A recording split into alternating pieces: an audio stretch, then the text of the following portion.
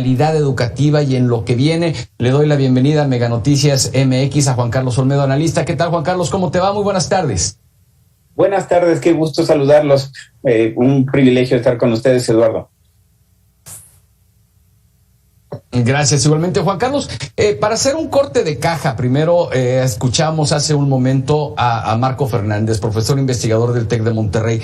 Sin embargo, también vienen 3 años complicados en el tema económico, en el tema social, en el tema político, pero la educación debe ser uno de los ejes fundamentales del impulso de los demás ejes, ¿no crees? Sí, por supuesto. La educación, yo siempre he pensado, es origen y destino de muchas de las facturas pendientes y de las posibilidades que tiene este país para salir adelante o para seguir acarreando los mismos problemas coyunturales de los que seguimos hablando pues desde hace siglos. Yo te diré que para iniciar este balance pues tendríamos que pensar que estos 3 años están claramente marcados por la epidemia del COVID. No es lo único que hay, pero la epidemia del COVID es, por supuesto, un elemento que mandó a las niñas, a los niños, a los adolescentes, a los jóvenes a su casa pues durante casi 2 años y nos tomó por una sorpresa que prácticamente ninguna institución estábamos preparadas para lo que iba a suceder.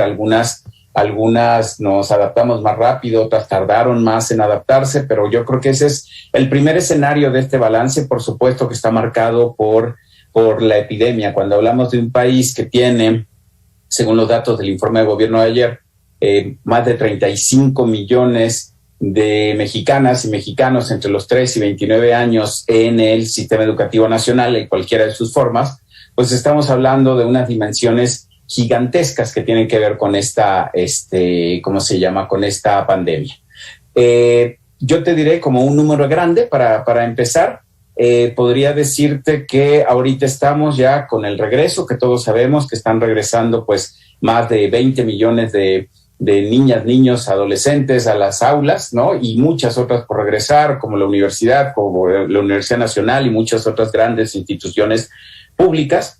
Pero en el camino pues hay una estadística que ya empieza a salir, ¿no? De más o menos 5 millones de niños, niñas, jóvenes y adolescentes, de mexicanas, mexicanos entre 3 y 29 años, pues no se inscribieron al ciclo escolar 2021. Y este es uno de los números grandototes que tenemos que tomar, ¿no? De los cuales pues prácticamente 3 millones de ellos son de educación básica y que las razones son 2. Es el COVID, es decir, ya no podían conectarse a través de los sistemas ni por la televisión ni por el sistema de internet de Aprende en Casa, no podían tener otro tipo de contacto con sus profesoras y profesores, o simplemente la escuela en donde estaban cerró o quedaron imposibilitados pues de tener contacto con la escuela a través de una forma de educación a distancia. Y el otro equivalente, que es como 1.5 millones de estos 3 que abandonaron la educación básica, pues lo que expresan son situaciones económicas, muchas de ellas derivadas del COVID. Entonces, si te parece, ese es como un primer punto de partida de esto que sucede en estos 3 años en la educación en México y en la educación en muchas partes del mundo. Claro. Juan Carlos, como director del proyecto Matitech de Educación para Todos, ahí en el TEC de Monterrey, México es pionero, al final de cuentas, en educación a distancia desde la década de los 70, con la primera operación que se transmite en vía microondas. ¿No consideras que hemos dejado pasar mucho tiempo como para que esto nos agarrara por sorpresa, como que de repente estábamos muy arriba en el tema del desarrollo tecnológico educativo, pasando incluso por la enciclomedia de Vicente Fox, hasta llegar a la pandemia? Sin embargo, como que nos vimos estancados en algo. Sí, yo creo que no ha sido, es cierto lo que tú dices, desde los 70 ha habido diferentes intentos para acercarse a la educación a distancia, a la educación mediada por tecnología. Pero bueno, pues son intentos, incluso el que mencionas de enciclomedia del presidente Fox, ¿no? Que pues tuvo también muchos blancos y negros, ¿no? Ahí en su implementación, y muchos otros sistemas de implementación de educación a distancia. Se habían tenido siempre pues como una posibilidad minoritaria, te acordarás tú, desde las telesecundarias, ¿no? Y muchos proyectos de educación a distancia, pero lo que es un hecho es que es cierto, estábamos muy lejos de estar preparados para poder mandar a todas las niñas y los niños a su casa. Y pasa también, Eduardo, por otro tema muy importante, que seguimos teniendo en este país un problema de acceso a la red de Internet, que pasa por dos caminos: la accesibilidad a las redes, ¿no? Y por el otro lado, el acceso a los equipos de cómputo o a los dispositivos inteligentes en las familias para poder recibir esos contenidos. Entonces, pasa por un tema de infraestructura nacional que no solo toca la educación, toca todos los temas en proyectos que hemos dirigido desde el TEC de Monterrey. Pues una de las cosas que más claras tenemos es, primero, cómo vamos a llevar contenidos mediados por tecnología a través de plataformas cuando las escuelas no tienen acceso a Internet. El acceso a Internet es una cosa que se ha trabajado pues desde el sexenio de Vicente Fox, como tú lo dices, más en el sexenio Calderón, en el sexenio de Peña Nieto, pero finalmente no se alcanzó al nivel que se requería, y nos alcanzó la pandemia y dejamos atrás muchas cosas. Es cierto, también tengo que decir, porque bueno, conozco gente que ha estado muy cerca del proyecto de Aprende en Casa. La primera versión, que era mediada por web, pues por supuesto que no iba a ser ni con mucho suficiente para llegar a muy buena parte de las casas en México. Al modificarlo a la versión de televisión, al complementarlo con la versión de televisión, crece muchísimo esa cobertura, pero pues nos dimos cuenta que también había una enorme necesidad de producir contenidos. Y aquí te diría entonces dos cosas: infraestructura, ¿no? Infraestructura de acceso a Internet, de acceso a redes, de acceso incluso a la misma televisión.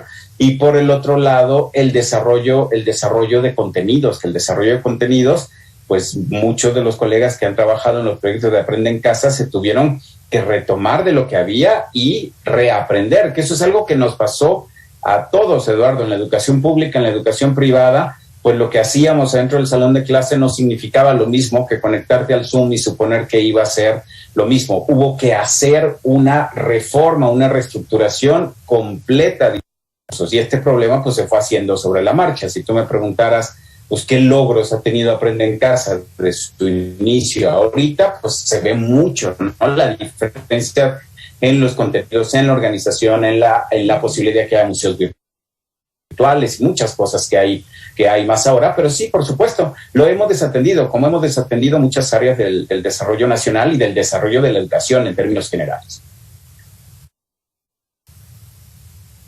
Así es, pues muchos puntos que atender para los próximos 3 años de esta administración y para las administraciones que vienen, porque, vaya, desde las grandes reformas de la década de los 90 hasta la última, pues desde mi punto de vista, pues se queda todavía muy lejos de las necesidades actuales de nuestro país. Juan Carlos, te agradezco mucho este tiempo para Mega Noticias. Te lo agradezco mucho, Eduardo. Me gustaría, si tienes 5 o 10 segundos, nomás terminar con decir otra cosa. También necesitamos en este país dejar de entender a la educación como un proyecto que cada 6 años se inventa.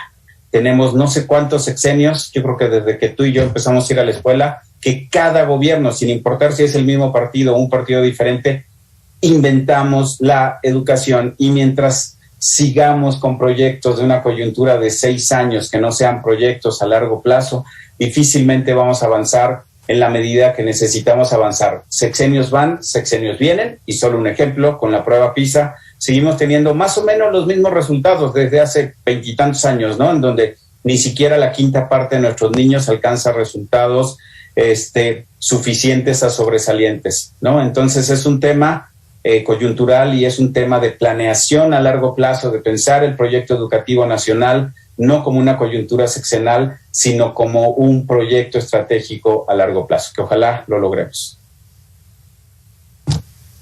Claro que sí, Juan Carlos, completamente de acuerdo contigo. De hecho, reformas a la Constitución, reformas educativas, pero el sistema educativo mexicano simplemente no se toca.